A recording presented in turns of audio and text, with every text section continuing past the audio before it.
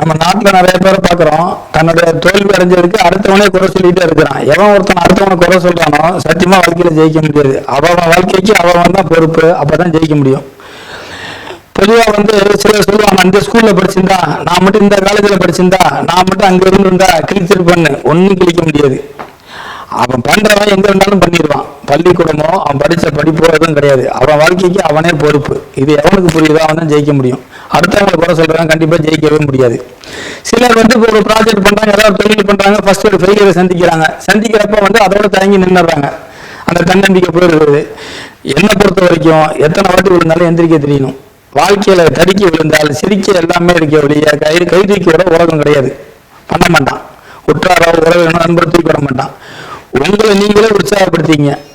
உங்களுக்கு நீங்களே நம்பிக்கையை கொடுங்க. உங்களை எப்பொழுதும் நீங்க உற்சாகம் வச்சிருங்க. நீங்க ஜெயிச்சுக்க போறோம்னு நினைங்க, நீங்க தான் ஜெயிக்கணும். யாரும் உதவிக்கு வர மாட்டான். நம்மளை மட்டும்தான் நம்ம நம்பணும். அப்ப மட்டும்தான் ஜெயிக்க முடியும்.